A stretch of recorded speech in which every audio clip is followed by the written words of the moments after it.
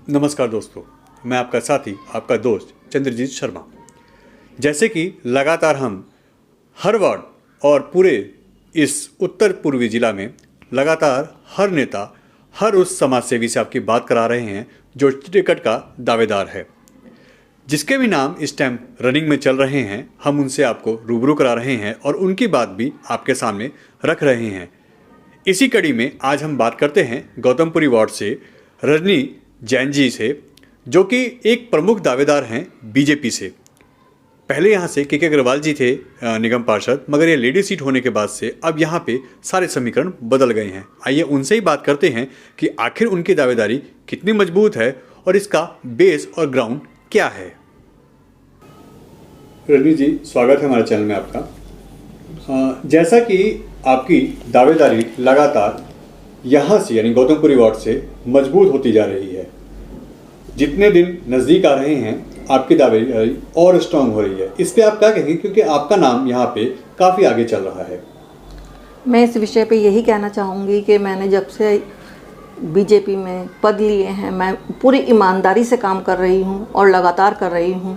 पहले मैं मंडल में उपाध्यक्ष थी मेन टीम में, और अब मैं ज़िले में उपाध्यक्ष हूँ महिला मोर्चे में उत्तर पूर्वी ज़िले में। तभी से मैं लगातार कोई भी धरना, प्रदर्शन, रैलियाँ कुछ भी हो, मैं हर रैली में अपनी महिलाओं को साथ लेके जाती हूँ और पूरे जब समाप्त हो जाती है तब आती हूँ। ऐसे ही मैंने मंडल में भी पूरी ईमानदारी से काम किया है और जितने भी हमारे चुनाव हुए हैं, चाहे वो निगम के हों, के जी का चुनाव हो या मनोज तिवारी जी का MP का चुनाव हो, विधायक का चुनाव हो, अभी कौशल मिश्रा जी का चुनाव में हमने पूरे 15-15 दिन ऐसे लग के काम किया है। बहुत ही ईमानदारी से और बड़ी मेहनत से हमने अपने इस मौके पे ये जो चुनाव हमारे लिए बोल रहे हैं कि भाई ये मुख्य दावेदार हैं, इसीलिए बोल रहे हैं क्योंकि हमने पूरी मेहनत से लगातार काम किया है। लगातार बीजेपी पे आरोप लग रहे हैं कि MCD में भ्रष्टाचार ज़्यादा बढ़ गया है, इसीलिए आम आदमी पार्टी को MCD में आना चाहिए और बीजेपी को हटाना चाहिए। इस पर आप क्या बोलेंगे? अगर ऐसी बात है तो वो ये साबित करके दिखाएं कि किस तरह भ्रष्टाचार चल रहा है, और हम बताते हैं कि जो इन्होंने झूठे वादे किए थे, जब ये चुनाव में आना था इनको, तो इन्होंने बहुत सारे झूठे वादे किए जो अब एक भी वादा उन्होंने पूरा नहीं किया। वो कहते थे कि जब ये एक दारू की दुकान खुलती है तो नेताओं की जेब में पैसा जाता है, और अब आप सभी देखिए कि इन्होंने कितनी दुकानें खोल दी हैं। एक वार्ड में 3 दुकानें, और यहाँ तक कि महिलाओं के लिए भी पिंक ठेके खोले हैं इन्होंने। क्या हमारी सभ्यता ऐसी है? क्या दिल्ली की औरतें शराब पीती हैं और ये कहते हैं कि एक ट्रेनिंग सेंटर भी खोला जाएगा? ऐसे क्या ये केजरीवाल साहब क्या समझते हैं कि हाँ, दिल्ली की औरतें, महिलाएं सब शराब पीती हैं और उनके छोटे छोटे बच्चे, पहले ये उम्र भी 25 साल थी जो उन्होंने घटाकर 21 साल कर दी है। इस तरह ये पूरी दिल्ली को बर्बाद करना चाहते हैं। इसका नाम पहले झाड़ू पार्टी था, अब इसका नाम बदल के रख देना चाहिए दारू पार्टी। लगातार जिस तरीके से आरोप प्रत्यारोप चल रहे हैं, इसमें दावेदारी भी बहुत स्ट्रांग हो रही है सभी की। बीजेपी के लिए आप क्या दावा करती हैं कि क्या लगता है MCD में दोबारा बीजेपी आएगी? बिल्कुल आएगी। जो भी लोग समझदार हैं और जो मुफ्त की चीज़ों के लालच में नहीं पड़ेंगे, वो बीजेपी को ही आगे बढ़ाएंगे।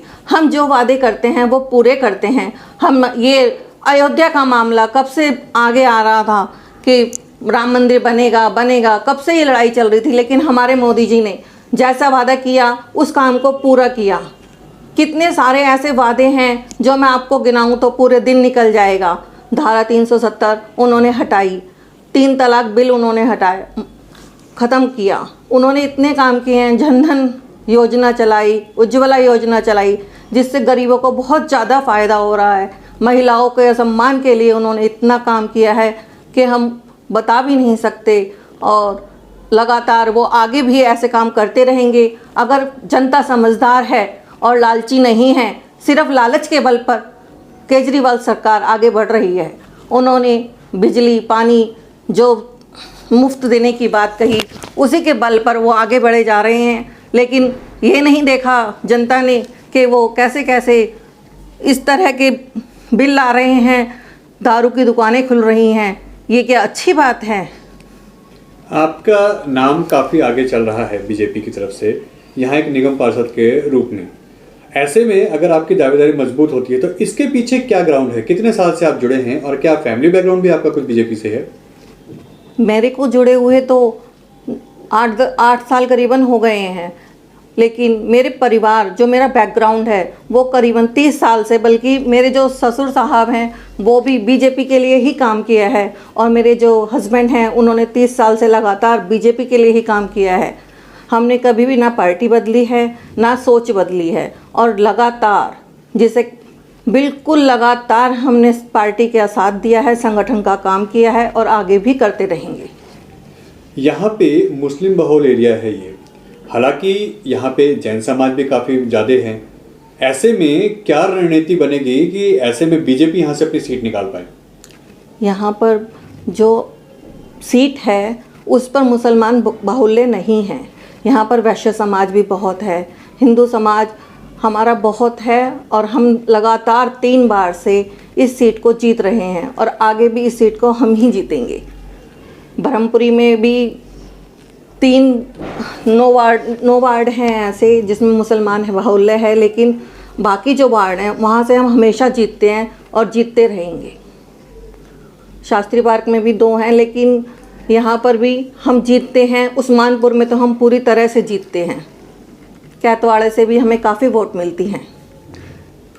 के अग्रवाल जी यहाँ से सिटिंग निगम पार्षद हैं, मगर वो काफ़ी समय से क्षेत्र में एक्टिव नहीं हैं। ऐसे में काफ़ी लोग नाराज हैं। क्या लगता है आपको कि इसका क्या मैं खामियाजा बीजेपी को भुगतना पड़ सकता है?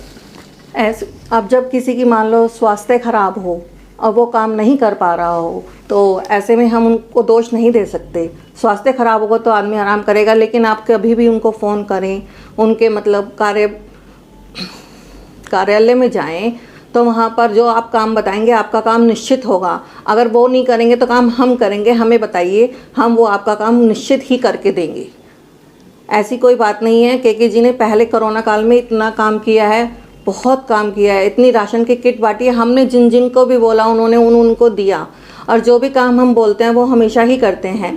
ऐसी कोई बात नहीं है। कभी इंसान की जब तबीयत ख़राब हो तो वो नहीं काम कर पाता, इसलिए वो काम नहीं कर रहे हैं। लेकिन उन्होंने पहले पूरा लगातार कोरोना काल में इतने लोगों की सहायता की है। खाना अपने यहाँ हलवाई बिठाकर खाना बनवाया और खूब घर घर पहुँचाया खाना, और इतनी किट बांटी हैं, बहुत किट बांटी हैं। और हम लोग आगे भी इसी तरह काम करते रहेंगे। और के जी की स्वास्थ्य खराब होने की वजह से वो काम नहीं कर पा रहे हैं, लेकिन उन्होंने अपने कार्यालय में लोगों को बिठा रखा है, वहाँ जाओ, मिलो, काम कराओ, वो करते हैं। और फ़ोन पे भी कांटेक्ट करके आप अपना काम करा सकते हैं। ऐसी कोई बात नहीं है कि हमारे यहाँ एमसीडी में काम नहीं हो रहा है। रंजीत जी, हमसे बात करने के लिए धन्यवाद।